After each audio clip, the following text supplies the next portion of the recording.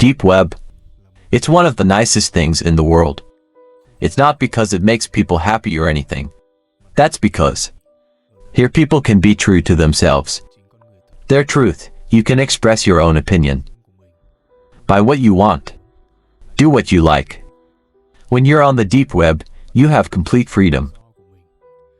The deep web has always been a fascinating place for me.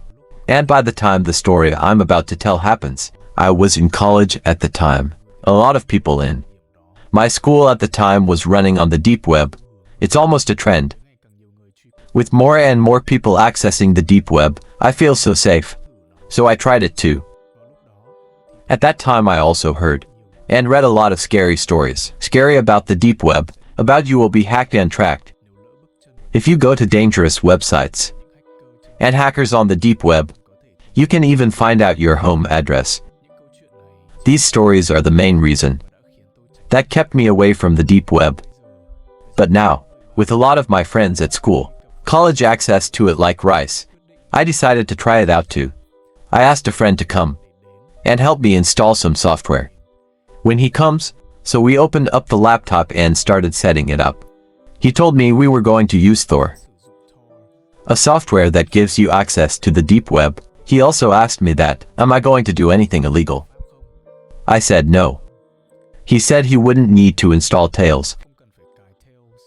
It's a software that helps me stay anonymous if I'm going to do something illegal. After a while everything is ready. I have a new IP address. And my friend told me what to do and should not do. He was particularly stressed because of, if I have access to the hidden wiki, I should turn on safe mode. To avoid work, I see things that I don't want to see at all and should not look. 2 weeks of using the deep web, I feel like a pro.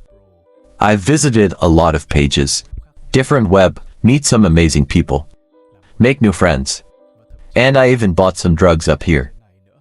I've become subjective and ready to dive deeper into the dark web. I turned off safe mode on head and wiki. I started seeing new links. Also have to wait a while, because the tool load software is a bit slow, and a lot of those links have expired. I ended up with a page. It's called Audio Blood Things. It's basically a big chat room with a lot of different topics. My psyche is also quite healthy. I've seen violent movies and the killing scenes. They're cutting things like that on the internet. Usually after browsing through several different chat rooms, I noticed that this site is really sick. The people sitting in these chat rooms, they are really killers. They talk about what they've done. In the chat room, you can also upload a photo here. There's this guy called Culture. For years, standing on stage in one of the chat rooms, he's telling a story about how he broke into this family's home, kidnapping a little girl, and brutally killed her parents by hiding and waiting under their beds. And then he went on about, he took the little Kia girl home, abused girl, beating and cutting her. At first I didn't believe anything. He said it's true. But then he started posting pictures. Those are the pictures. The most horrible thing I've ever seen. Close-up photos of an 810-year-old girl being abused in a violent manner, beaten and cut with a knife. He kept posting pictures. That girl's latest one is strapped to a chair, bleeding and crying. And then he posted a picture of him holding a drill straight into Kia's skull. The most haunting detail, it's when he's doing that heinous act.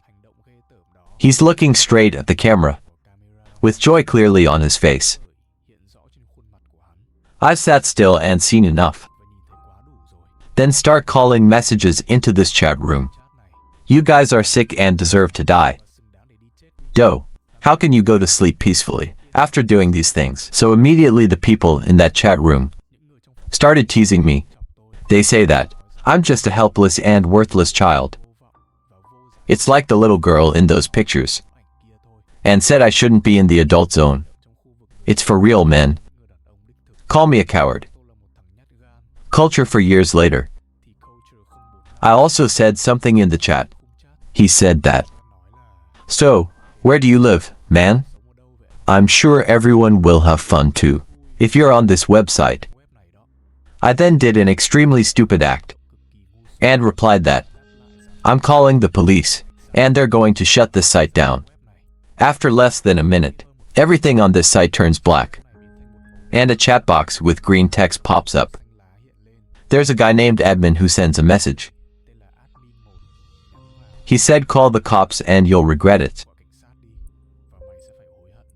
I didn't answer back, and I just got my phone. What happened next? It continues to haunt me until now.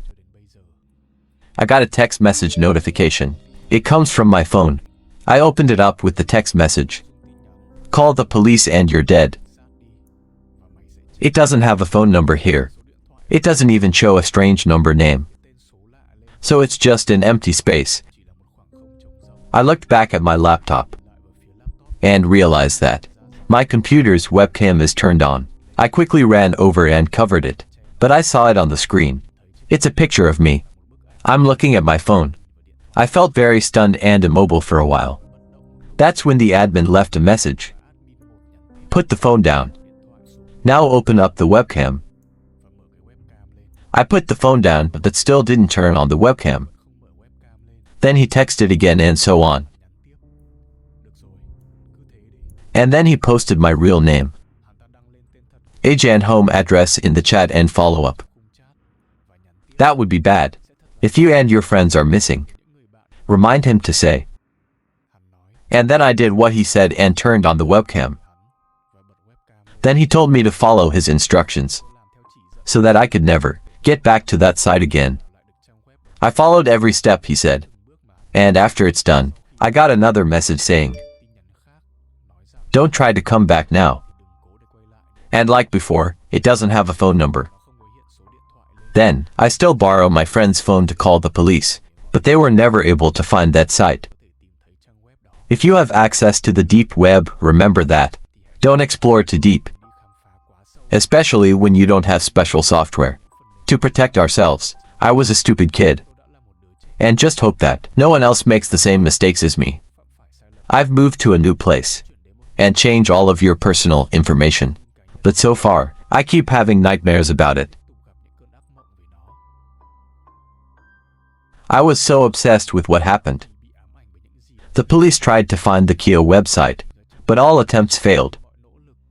I found the page, Kia Web, just by surfing and clicking on the links. It's just random. It's pretty hopeless to continue this search. The police told me I should change your personal information and moved in to live with a friend. After the change, almost all of my own information, I've decided to move in with a friend. His name is David. David is a very honest and hard-working person. He never goes to parties and getting drunk. Totally focused on your education. And David's one of the people I know that at that time, it doesn't have much to do with the deep web. I told him about the horrible experience, my own with deep web. And that's why. Make him agree, let me stay with you. On one night, we both stayed up very late to study. And when my phone says, I looked over to see who had the message. And I saw that the sender didn't have a phone number. Just like last time, the content of the message is, let's check the computer. That's it, a simple request. I opened up my laptop and realized I can't control the mouse. I tried to move it, but the pointer has moved on its own. That AI somehow has gained control of my computer. I've tried a bunch of different commands, but none of it worked. I noticed that the person who controls the computer, mine at the time, downloading a software. It's pretty sure it's malware, but there's nothing I can do. My phone is ringing again, and this time the message says, look out the window. I was sitting right next to a window. I don't know which window he's talking about, so I looked out at the nearest thing, and I saw a man in the parking lot, standing with his back to a white van. He had a phone in his hand, and when I look at him, he nodded back. My phone is ringing again. Type in and hold Shift Alt F5 at the same time to start the software. I called David in. Let's show him what's going on. He looks just as worried as I am. But to the man standing right outside, we didn't want to agitate him at all. David called the police immediately and told me they'll be there soon. I didn't boot up the Kia software and just sit there. I finally got one more message. I'll go in there if you don't. I don't know why he didn't do it himself. Because he's controlling my computer. But I didn't dare to ask. At the same time, I'm about 99% sure that this is some kind of malicious spy software. And it's going to be very bad for my computer, so I still refuse to start it. David holds a baseball bat. Just in case, the man tried to break in. About 5 minutes later, we heard that AI twisting the doorknob. It's locked. But then, we heard the banging on the door. They both panicked. I looked out the window again. Sure, the man and the Kia van were gone. The banging on the door was getting louder. Until we heard a terrible scratch. It happens in a few minutes. And then we heard the sound. Walk down the hallway. Then it disappeared, and I got another message. We'll be back. I was really scared. When the police arrived, they told me to look at the door. I followed them out into the hallway and see the marks on it. That's my name. The police began investigating the entire building. And there's even a tech guy to check my computer. He started running some testing software and learn about Kia's weird software on your laptop. Finally, he also succeeded in closing and get rid of it. And said that my laptop is no longer safe. He said that the files, it's been hacked and destroyed. We've completely cleaned it up. And the Kia employee also checked. And my phone. Just like last time, he couldn't find out who sent it. The Kia messages and told me that they'll have a couple of cops on patrol around to keep me safe in case this happens again. The next day, I just came home from college. And it's very exhausting. David was not home at the time. I went straight to my room and lay down on the bed. Just close your eyes. I heard an R6 chiseled in his closet. I raised my head and after hearing nothing, I lay down and went back to sleep. After a few minutes the door suddenly opened. I jumped out of bed and saw a man wearing a mask. It's coming towards me. I ran out of the room and slammed the door behind. I ran outside the parking lot. Start your car and drive as fast as you can. By the time the police arrive, the man in the mask, of course, that's gone. My apartment. Surprisingly, it wasn't smashed. He didn't even steal anything. That night two police officers were on duty to track the Riz and enter the building where I live, in hopes of catching the Kia intruder. I opened up my laptop and realized that the desktop has been changed. It used to be just a picture with a bunch of trees. It's now been turned into a very scary picture of the man in the Kia mask, the same mask that the Kia intruder was wearing, holding a knife in a child's eye. He seems to be in a small cabin. I also realized that all the parts, my soft is also gone. And there's this weird Kia software in the middle of the screen. I click on it. This software is already installed. And it's the same as last time. This software is turned on. And it looks like a live stream. I can't get out. On the live stream is a boy of about 34-year-old sitting at his computer. It didn't take long for me to realize that. I'm looking at the boy, through your own webcam. And the boy Kia. I didn't know I was being watched. I saw a chat. Appears in the top right corner of the screen. And there's someone who just sent a message. Welcome to this live stream. We're so glad you're all here. Thanks John for being here. My eyes widened with surprise. My name is John. And they were waiting for me to join them, to be able to start this live stream. As we continued to watch, I saw the closed door in the back. Poor boy slowly opened. And a man goes out. Holding in your hand a toolbox. He slowly put the toolbox on the floor and pull out a roll of tape. He went behind the boy. Wrap a bandage to seal your mouth and hold him very tight. The poor boy was terrified. You tried to scream but you can't. Though, there's still a lot of noise being made. So I thought he must have been home alone. I tried to get out of this software, but can't. Then I saw the Kia man pull out a screwdriver and stab it straight into the boy's chest. Blood began to pour out, and the boy screeched and screeched. I can see your tears coming out. As the sick man Kia was getting deeper and deeper, the screwdriver is more on you. Then take it out.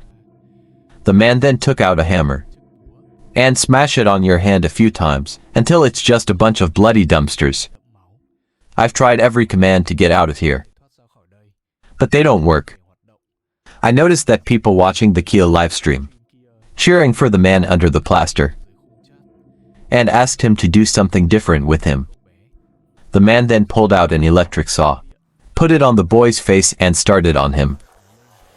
He screamed in pain as the saw came up to his eyes. Blood shot out everywhere and shot up the camera. I started to cry with hopelessness, because there's nothing I can do to stop this.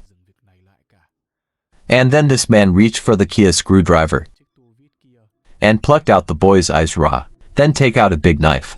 He cut the boy's throat and threw his body on the ground. I feel a hangover in me and vomit all over the floor. And when I look back in the chat, people are constantly, "Spam is terrible." It's like, God, it's amazing. Thank you very much for doing this. Then the software automatically closes, leaving me with that sick Kia wallpaper. I'm sweating like a shower, breathing deeply and feeling very unwell. In that whole live stream, I didn't realize that my phone gets a lot of notifications.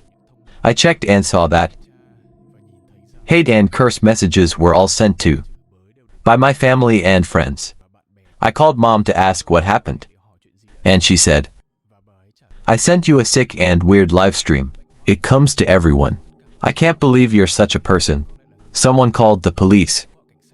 I feel even more unbearable than before. Those monsters sent this live stream is for all your loved ones and my friends. And in a way, as if I was the one who sent it. They ruined my life. In just a few short minutes, when the police arrived, I told them everything that happened. And very quickly, they explained and make it clear to everyone to clear my name. This time they were serious in the search for the Kia monsters. And about a month later, 4 men have been arrested. One of them is the 4-year culture. The other is an admin. And the other 2 are the people who worked with them. That site was found and shut down. I also bought a laptop and a phone. I can make something up, like in horror movies, that I still get strange messages, or I'm still hearing strange noises since then. But those things didn't happen. They've been arrested. And I didn't know any more about them. Since then it's been good to know that those sick people are now in jail. Or maybe even dead. But what scares and disgusts me the most, it's the people who watch the live stream, who were there to find satisfaction. It's still out there. And could be, there's still a lot of 4-year waiting out there, all over the world. If you want to explore the deep web, then you have to be extremely careful. The more careful you are, the better.